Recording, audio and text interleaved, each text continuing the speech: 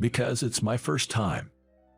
My wife, Samantha, spoke in a voice so soft it could barely be heard, her face turning a deep red. Honestly, seeing her so bashful took me aback. This is amazing. I found myself so captivated by her. But our relationship wasn't always like this. My name is Jack Andrews. I'm just an ordinary guy working for a medical device company. I used to have a certain dream and I went for it, but I didn't have the talent. So, I gave up on those dreams. My parents had high hopes for my dreams. They encouraged me to pursue my own path, and that's how I ended up here. Now, I have no dreams, no ambitions now. When I lost my dreams, it felt like I was left empty, without a goal. You could say, marry someone and start a beautiful family, but unfortunately, I'm a bachelor with no girlfriend. It honestly pains me that I can't let my mothers see their grandchildren, but I have no choice. I can't give them what I don't have.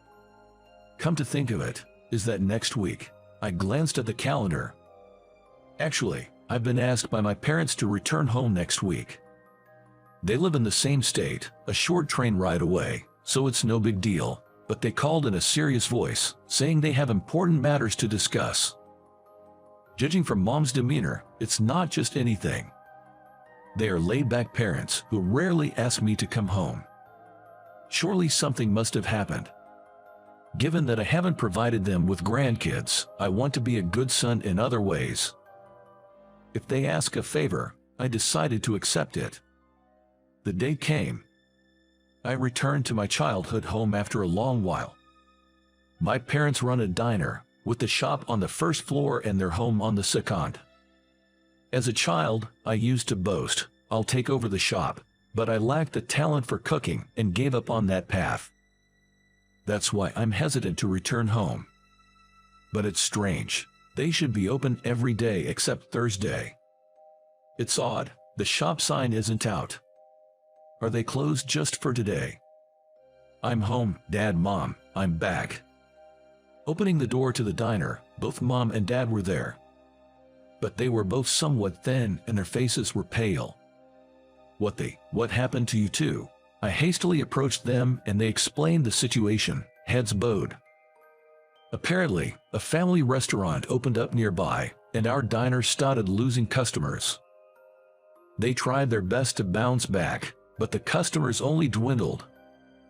When Dad started investigating why we had such a sudden drop in customers, he said there were anonymous rumors flying around about my dad's restaurant.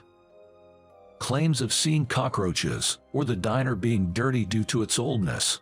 There were strange rumors going around. There's no way to stop what people say. Despite my parents' efforts, the business sales only continued to decline. They even ended up in debt, which eventually made it impossible to keep the diner open. Even if we close the diner, the debt remains. Worst case, we might have to sell our home. We're sorry if you lose home to return to. Dad had tears of frustration in his eyes. His voice was shaking, and I've never seen him like this. Can't something be done? At least about the debt. The debt is $80,000. We are looking for a place to get a loan, but... Dad hung his head down. He must have done all he could. But without any solutions, he confessed to me.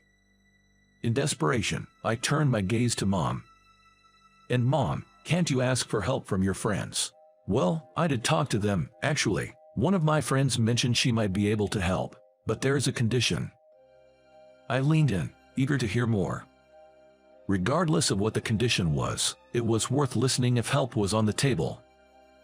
Yet, Mom kept her head down, hesitant to elaborate. Encouraged by Dad, Mom finally broke her silence. The condition: she proposed marriage to her daughter. What?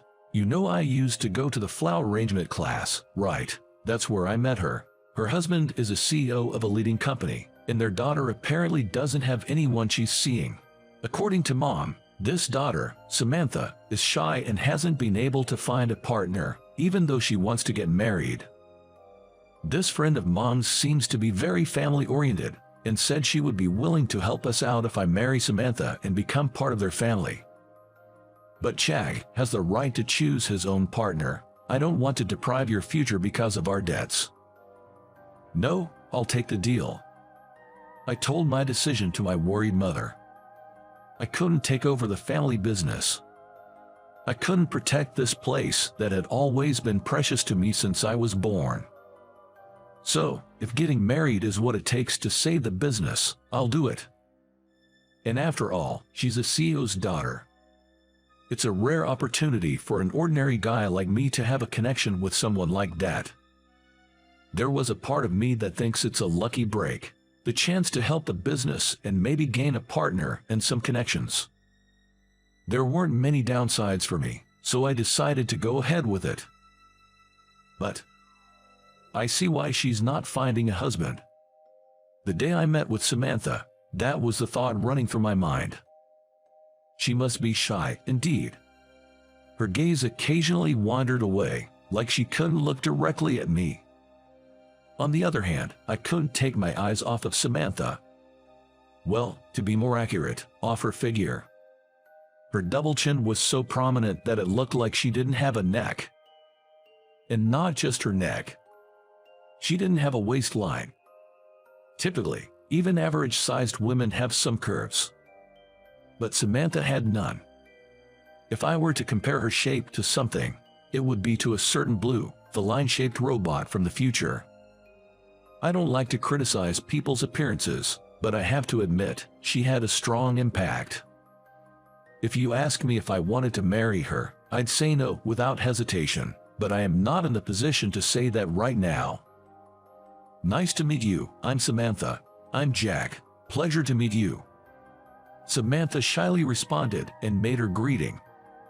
I also nodded in response, and after discussing, we officially became engaged. A month later, we got married and officially became a couple. There was some discussion about living together, but marriage was a non-negotiable condition for repaying the debt. I had no reason to refuse.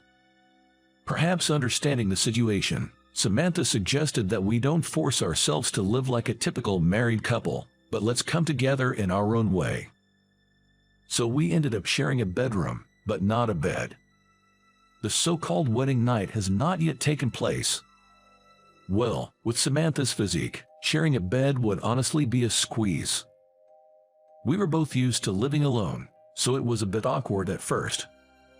But it seems that Samantha had always aspired to be a typical wife. Good morning. I tried making breakfast, if you like, please. Just before I left for work. Samantha, who had gotten up early, had prepared breakfast. Chicken soup, fish, and omelet. It was a hearty meal. The aroma of the food tickled my nostrils, stimulating my empty stomach. This is delicious. Even though I quit, I once aspired to be a chef. I have a discerning palate for food. So, I can say with confidence, Samantha's soup is truly delicious. And it's not just the soup. The seasoning of the fish is just right, and the omelet, its color, shape, and taste are all perfect. The quality is as good as any restaurant. This is amazing. It must have been tough to make breakfast of this level, right? It's delicious. I was so engrossed in my breakfast, Samantha's face gradually turned red. I'm glad. Be confident. I'm a diner owner's son. After all, Samantha, you're a great cook. With that, I finished my meal, not hiding my genuine opinion.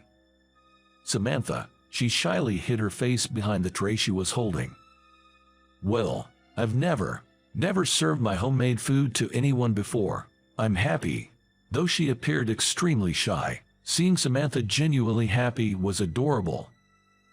They say don't judge a book by its cover, and that might be true. Samantha, aside from her looks, has a very playful and adorable personality. She's so domestic that you'd forget she's a CEO's daughter, and she almost flawlessly manages household chores. Except, it seems like she's not very good at doing laundry. The other day she ended up turning all my shirts blue. She seems to still be getting used to sorting by colors. I'm sorry. They've turned completely blue, haven't they? I've made that mistake before too. A mistake that would depress me if I had made it somehow becomes forgivable when Samantha does it. I slowly fell in love with Samantha. At first, I wasn't sure what was going to happen, but by the time we had been living together for 6 months, what am I going to do? The doctor said I might not be able to have a baby. One day, Samantha came home crying. Apparently, something had come up during her health checkup. I can guess why. I don't necessarily expect us to have children, so don't cry so much.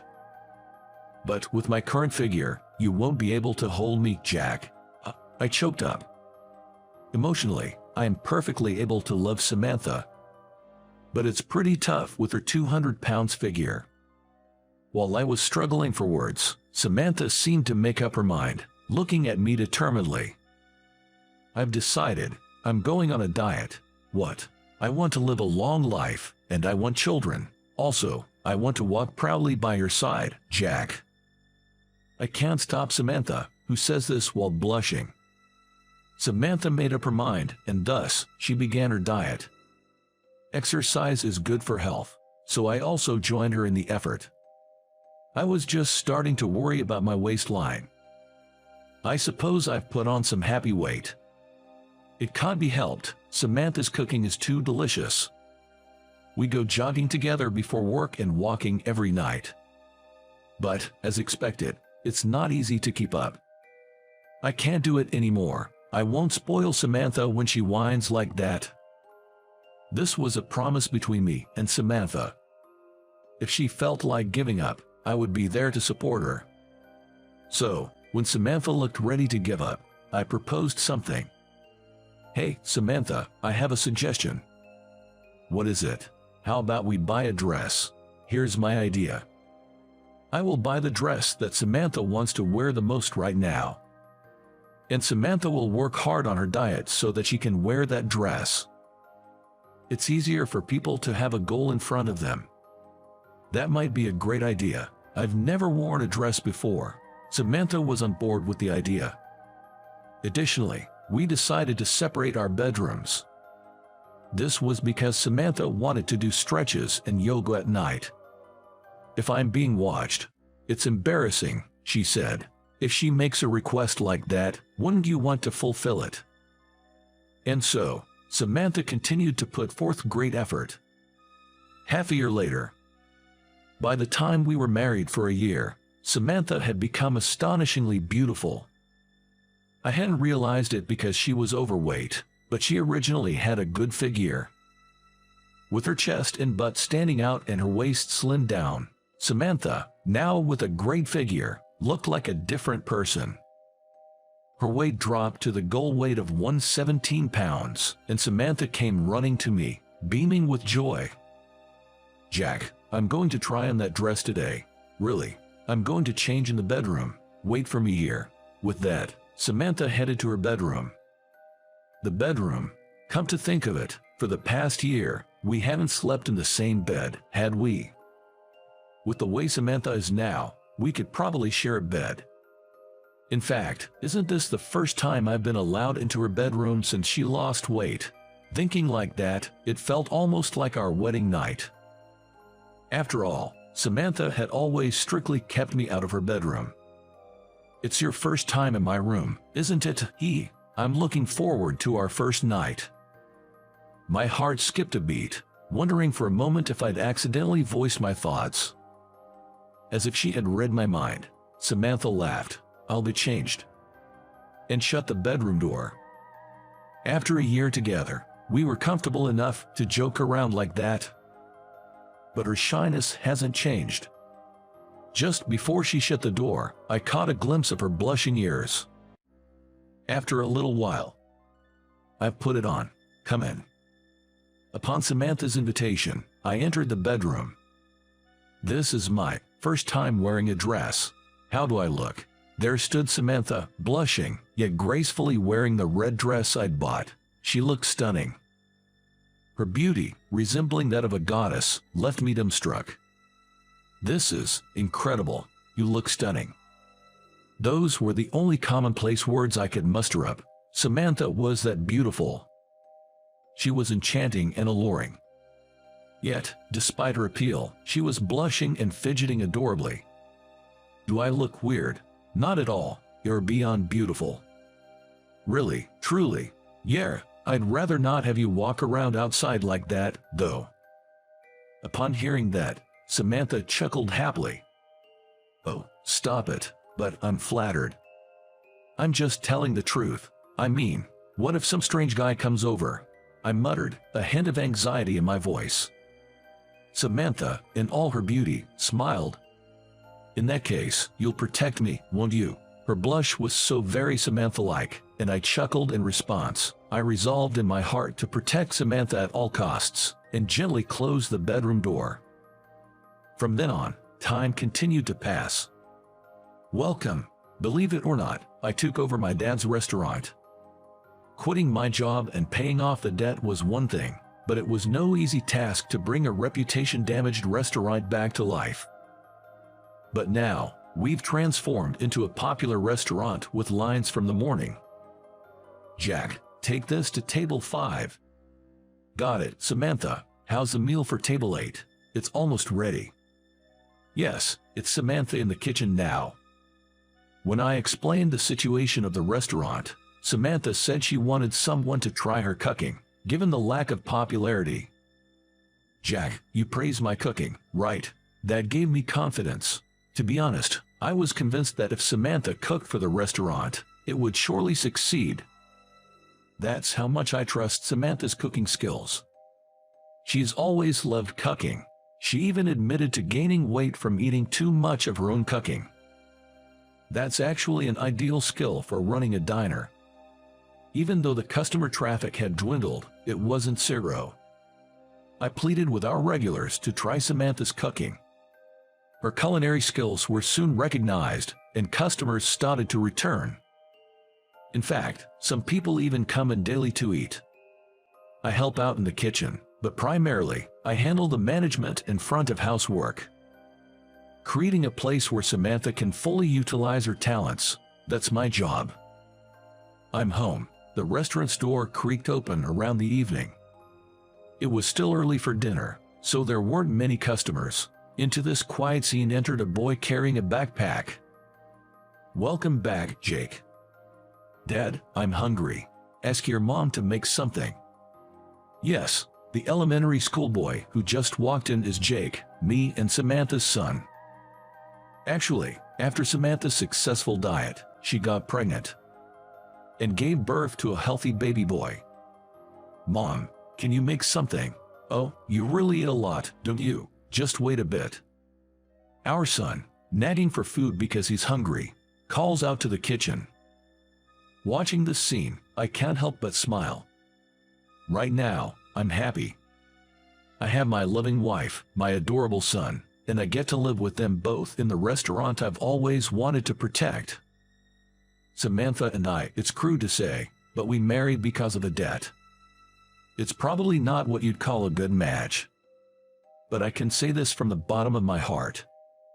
I'm glad I married you. How did you find that? Your subscription to the channel really motivates us to keep producing. See you in the next video.